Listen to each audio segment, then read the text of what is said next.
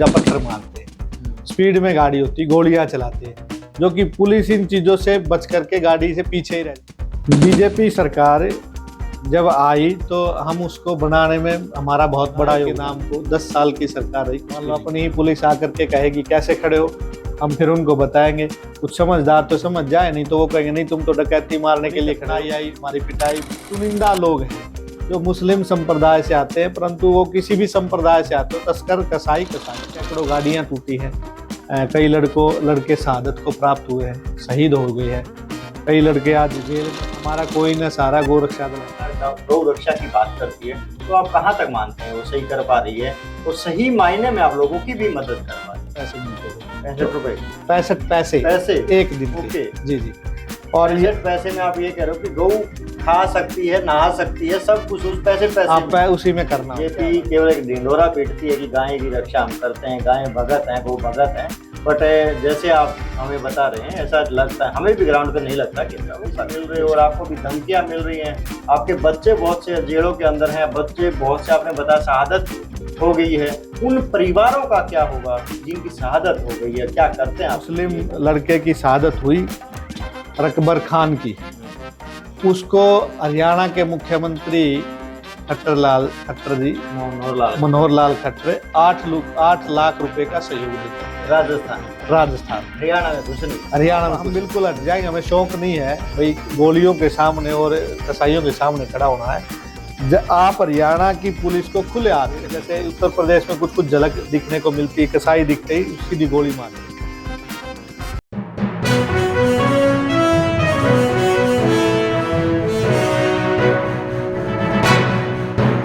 नमस्कार, मैं पवन अहलावत हरियाणा रिपोर्ट में आपका स्वागत करता हूं। आज हमारे साथ ऐसी शख्सियत हैं जिन्होंने गौ रक्षा में अपना नाम कमाया है और हरियाणा के अंदर गौ रक्षा के अंदर जाने माने चेहरे हैं आचार्य योगेंद्र महाराज। आज हम सीधा उनसे बात करते हैं। सर नमस्कार। नमस्ते। महाराज जी आपका जी जी। महाराज जी जानना चाहते हैं, आज आपने एसपी साहब को एक दरखास्त दी है जिसमें आपने ये जिक्र किया है कि आपको आपकी जान को खतरा है और बहुत से नंबरों से आपके पास कॉल आ रही है। साथ साथ आपने ये संज्ञान भी लिया है कि आने वाले त्योहार में गौएं ज्यादा कटें। आप इस पे क्या कहना चाहते हैं, कैसे प्रकाश डालें? 6 जून को ईद का त्योहार इस देश में मनाया जाएगा। जी, सभी त्योहार मनाए जाते हैं, सभी संप्रदायों के, मतों के, मजहब के लोग त्योहार मनाते हैं। जी जी। परंतु ईद पर कुछ मुसलमान भाई ये मानते हैं कि हमें कुर्बानी देनी होती है, तो जो कुर्बानी के नाम पर जो आस्था का ध्यान हमारे को रखना चाहिए। ये देश धर्मनिरपेक्ष देश है, उसका मतलब यही है कि हम सब धर्मों का आदर और मान सम्मान करें, सब मत मजहबों का। परंतु इस देश में गाय जो है, गौ माता जो है, हिंदू धर्म के लिए एक आस्था का केंद्र है और हमारे वेद शास्त्रों में इसकी रक्षा का वर्णन है। और भारत के संविधान में 6 अधिकार जो प्रत्येक व्यक्ति को दिए गए हैं, उनमें एक अधिकार है आप किसी भी प्राणी की रक्षा करने के लिए आपको स्वतंत्रता है। कुछ लोग पूछ लेते हैं आप रातों को सड़कों पर क्यों खड़े, नाका लगाने का अधिकार किसने दिया? तो ये भारत के संविधान ने हमारे को दिया हुआ। किसी भी प्राणी की, आपके माता पिता पर कोई हमला हो जाता है तो आप वहां पूछोगे, ये नहीं जानोगे कि मैं इनकी रक्षा करूं या नहीं करूं।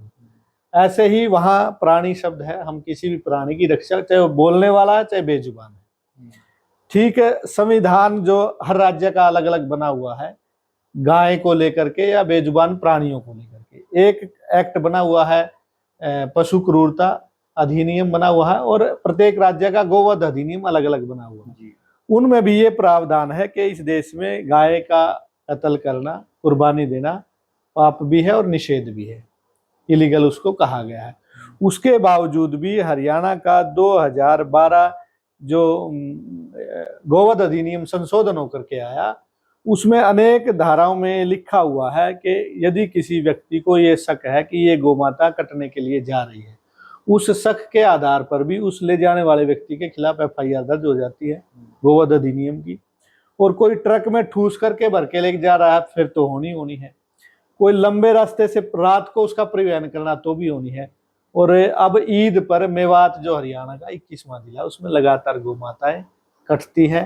तो हम उसकी रक्षा सुरक्षा, हमारा जो संगठन बनेगा, जो भी कोई संगठन बनता है हरियाणा सरकार द्वारा उसको रजिस्टर्ड किया जाता है, पंजीकृत किया जाता है, और उस पंजीकृत के साथ साथ उसका संविधान बनता है। उस संविधान को सरकार मान्यता देती है, ये कोई फर्जीवाड़ा नहीं है। तो अपने संगठन को मान्यता दी हुई है। इसके उद्देश्यों में लिखा हुआ है, हम प्रत्येक बेजुबान प्राणी की रक्षा करेंगे, सुरक्षा करेंगे, भोजन पानी की व्यवस्थाएं करेंगे, जो भी संगठन से बन पाती है। तो उसी के तहत, उन्हीं संविधान के तहत, उन्हीं धाराओं के तहत और उसी मर्यादा के तहत हम ये रक्षा का कार्य करते हैं। इसमें बिल्कुल सही कह रहे हैं। हकीकत कहाँ है? हकीकत ये है कि जो ग्राउंड पे जो हम देखते हैं, ग्राउंड पे जो चीजें देखते हैं, लोग समझते हैं कि भाई गौ की जो रक्षा है वो आम आदमी को भी उतनी ही करनी चाहिए। भाई जितना अधिकार उनका है, हिंदू जिसको हम बात करते हैं, हिंदू को अपनी रक्षा स्वयं भी करनी चाहिए। अपनी माता जब मानता है तो उसकी रक्षा करनी चाहिए। तो उसको आप कैसा देखते हैं कि उनको क्या करना चाहिए, क्या सावधानियां रखनी चाहिए, कैसे उसकी सेवा करनी चाहिए, जो कर नहीं पा रहे? देखिए, आप है कि माता जो है, गाय को मुस्लिम समाज और मुस्लिम संप्रदाय के लोग नहीं मानते जी। हिंदू संप्रदाय और हिंदू कहो या आर्य कहो, इन संप्रदाय, इस मजहब और धर्म के लोग गाय को माता मानते हैं और शास्त्र भी मानते हैं। और हमारे शास्त्रों में कहा गावो विश्वस्य मातरा है। तो उसको माता मानते हुए अब उस माता को जो आज सड़कों पर घूम रही है, गली में, सब्जी मंडी में कचरा खा रही है, उसको इस स्थान पर लाने का जो श्रेय प्राप्त है, इस स्थान पर जो लेकर के आया वो हिंदू ही लेकर के आया है। गुरुजी, हरियाणा के अंदर हिंदू जो, उनका क्या योगदान है गौ सेवा में, गौ रक्षा में, और उनको क्या करना चाहिए जिससे गौ कटने से भी बच सके और गौ की इज्जत बढ़ सके? क्योंकि यही गौ गांव-गांव शहर में कचरा खा रही है, पॉलिथीन खा रही है, भूखी मर रही है, और फिर कटने से परहेज क्यों? देखिए, कटने से परहेज सिर्फ उन लोगों को है जो गाय का महत्व समझ रहे हैं। हमारा लगभग हिंदू समाज, और हिंदू समाज को मार्गदर्शन दिशा देने वाले, जिनको हम साधु समाज कहते हैं, संत समाज कहते हैं, वो गाय के महत्व से दूर हो गए हैं। इसलिए गाय इस कदर आ गई है कि सड़कों पर खड़ी है, मंडी में कचरा खा रही है, या किसी भी तस्कर का शिकार हो रही है। और सबसे बड़ी कमी जो है, सबसे बड़ी मैं कमी जो मानता हूं, आप किसी भी प्राणी की नस्ल को खराब कर सकते हैं, जो कि गाय के साथ भी हुआ है। मनुष्य की भी नस्ल खराब हो गई है, परंतु आज सरकारें मछली की नस्ल तो सुधार रही हैं, मुर्गों की नस्ल सुधार रही, भैंसों की, मुर्रा नस्ल की नस्ल सुधार रही है। सही बात। परंतु जो सबसे बड़ा अपराध हमारे समाज द्वारा और हमारी सरकारों द्वारा हुआ, उसने गाय की नस्ल को सुधारने के लिए कभी प्रयास नहीं किया, जिसके कारण से आज गाय इस कगार पर आ गई। तो आचार्य जी, आप ये बिल्कुल सही कह रहे हैं। आप 2000 से इस फील्ड में हैं, 2000 से आप गौ रक्षा कर रहे हैं, पशुओं की रक्षा कर रहे हैं। आपने बहुत सी गौओं का इलाज भी करवाया होगा, आपने बहुत से लोगों को पकड़ा भी होगा। क्या समस्याएं आती हैं आपको फील्ड में?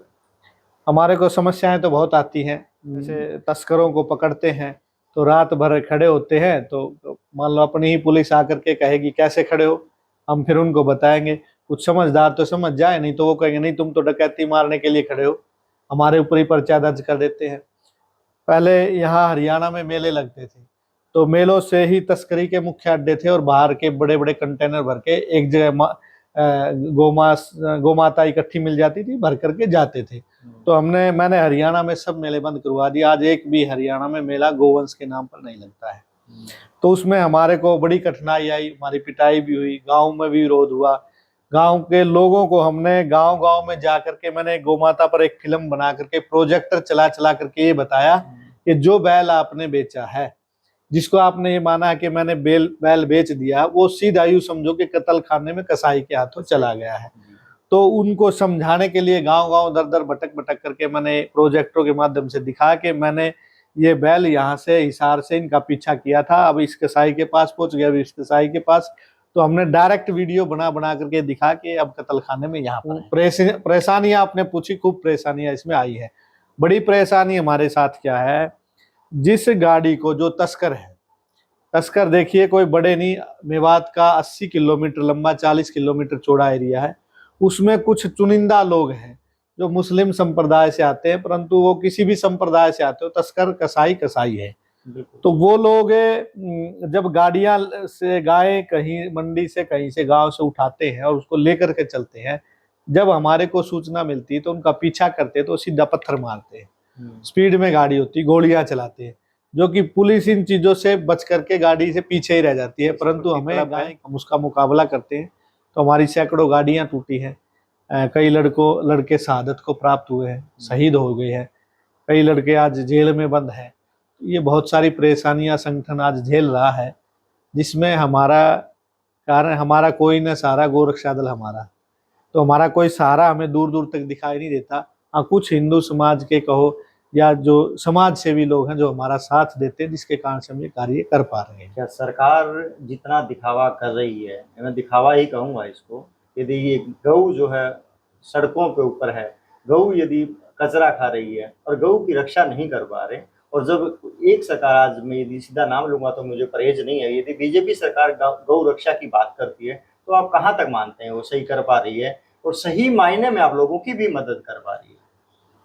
बीजेपी सरकार जब आई तो हम उसको बनाने में हमारा बहुत बड़ा योगदान है, और वो मैं बोलने में नहीं कह रहा, मैं प्रत्येक बीजेपी का जो प्रारंभ में 10 साल पहले हरियाणा में जब बीजेपी आई तो प्रत्येक मंत्री को बनाने में मेरा हाथ है और वो पूरी डिटेल है। उसके बाद जब मंत्री बन गए तो हमें तो कुछ नौकरी नहीं लगवानी थी, कोई टेंडर नहीं लेना था, कोई सड़क का टेंडर नहीं लेना था, सही बात, कोई किसी प्रकार का लालच नहीं था, सिर्फ ये था कि हरियाणा में गो हत्या का कलंक मेवात से मिटना चाहिए। जो हरियाणा के माथे पर लगा, देश पर भी लगा है, उसको मोदी जी देखेंगे, वो ठीक है। परंतु हरियाणा की जब बात आई तो हरियाणा में बीजेपी आई तो आदरणीय जो अपने मनोहर लाल खट्टर जी मुख्यमंत्री थे, उन्होंने अपने मुख से, अपनी इस वाणी से, जो गंगा गाय गायत्री की बात करने वाले ये लोग, उन्होंने अखबारों की स्टेटमेंट है और उनकी बोली हुई वीडियो है कि आने वाली 26 तारीख तक स्ट्रे कैटल हरियाणा में नहीं रहेगा, आने वाली 3 तारीख तक स्ट्रे कैटल हरियाणा में नहीं रहेगा। ऐसी ऐसी घोषणाएं कई बार की जो अखबारों में बड़ी बड़ी हेडिंग बनी। उसके बाद भी हरियाणा की सड़कों पर गौ माता कचरा और कूड़ा खाने पर मजबूर है। उन्होंने ये बात कही कि गोचर भूमि जो है हम वो गौशालाओं को देंगे, कुछ भी काम गाय के नाम को 10 साल की सरकार रही, कुछ भी नहीं हुआ। अब ये मनोहर को छोड़ करके नायब सरकार जो आई है, तो इन्होंने, जैसे पहले खट्टर सरकार में 65 पैसे प्रतिदिन के मिलते थे, हालांकि और राज्यों में 20 रुपये पर डे और 40 रुपये पर डे, राजस्थान है, बिहार है, ये दिल्ली है और गुजरात है, कई राज्यों में ऐसे मिल रहे हैं। अपने यहाँ 65 पैसे मिलते थे, 65 रुपए, 65 पैसे एक दिन के। जी जी। और 65 पैसे में आप ये कह रहे हो कि गऊ खा सकती है, नहा सकती है, सब कुछ उस 65 पैसे में उसी में करना होता। क्या बात है। ये सरकार का सहयोग था। अब नायब सरकार आने के बाद ये आंकड़ा जो है पैसे वाला ये बढ़ा है, परंतु उन्होंने भी, जैसे एक मैं आपको दिखाऊंगा लेटर, महाराष्ट्र सरकार ने आदेश गौ सेवा आयोग ने जारी करवा के यहाँ हमें बिल्कुल भी कुर्बानी गाय की नहीं होने देंगे महाराष्ट्र में। परंतु हरियाणा सरकार को आयोग की तरफ से भी और सरकार की तरफ से कोई आदेश नहीं हुआ कि आपका 21वां जिला है जहां लाखों गौएं ईद वाले 6 तारीख को, ये जून को कटेंगी, तो आप उसका कोई बंदोबस्त करें।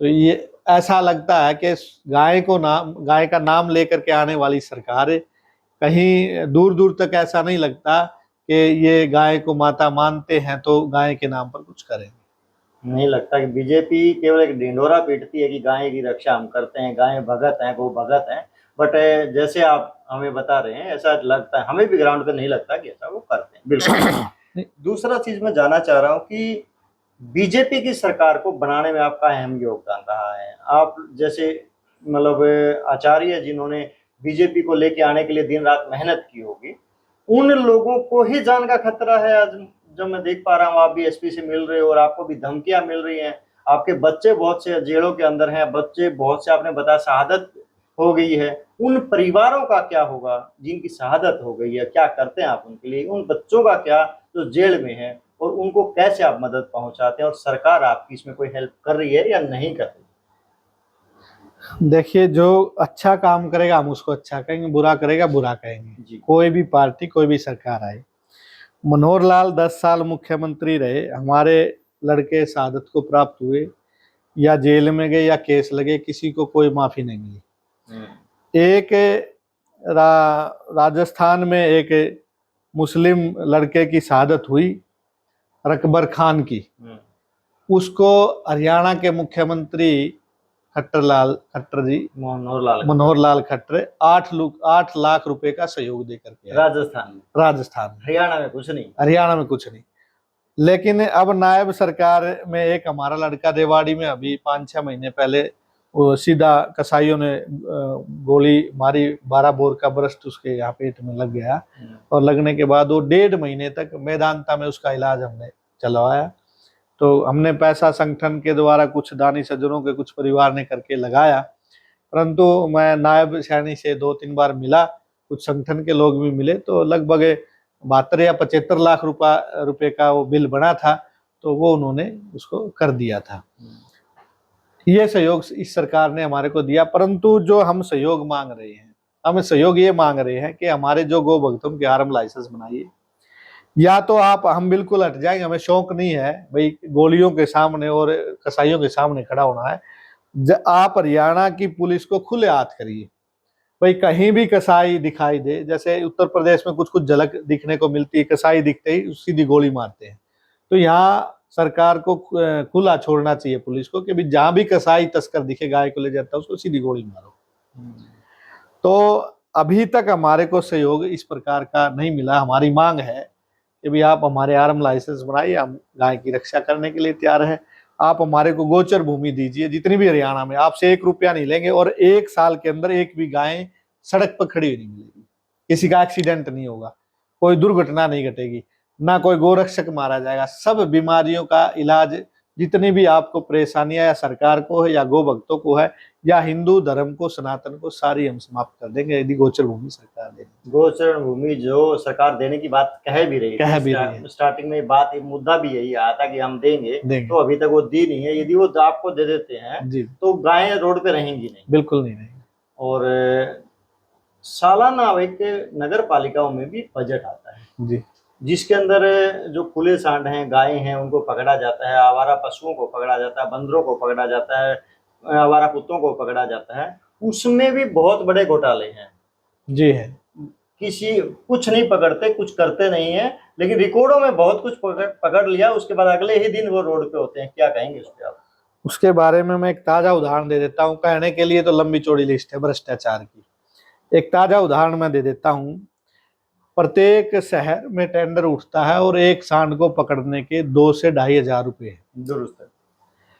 मैं जब हमने गोरक्षा दल ने सांड पकड़े हैं, एक बार अजीत बालाजी जोशी डीसी थे रोहतक में, तो उन्होंने कहा कि इनको यहाँ रख दिया जाए तो पकड़ेगा कौन, कैसे करेगा। तो मैंने कहा मैं पकड़ूंगा। तो मैंने पूरा रोहतक खाली करके एक जगह सांड रोक करके उनकी व्यवस्था करवा दी थी प्रशासन के, 1 रुपया नहीं लिया था।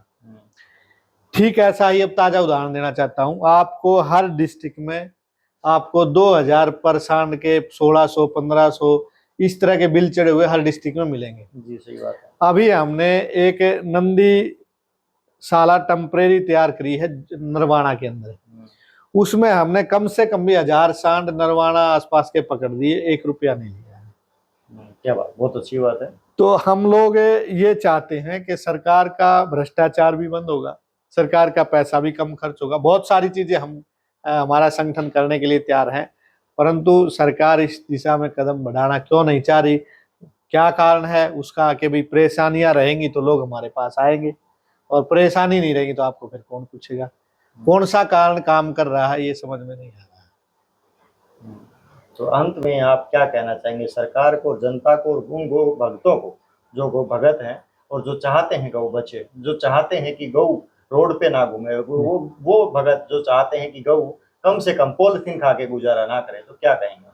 मैं सरकार से कहना चाहूँगा, आपको सामाजिक संगठनों का, जैसे हमारा गाय के नाम पर गोरक्षा दल हरियाणा बड़ा संगठन है पूरे राज्य में, हमारा सहयोग लेकर के आप ये जो गाय की समस्या इसको समाप्त कर सकते हैं।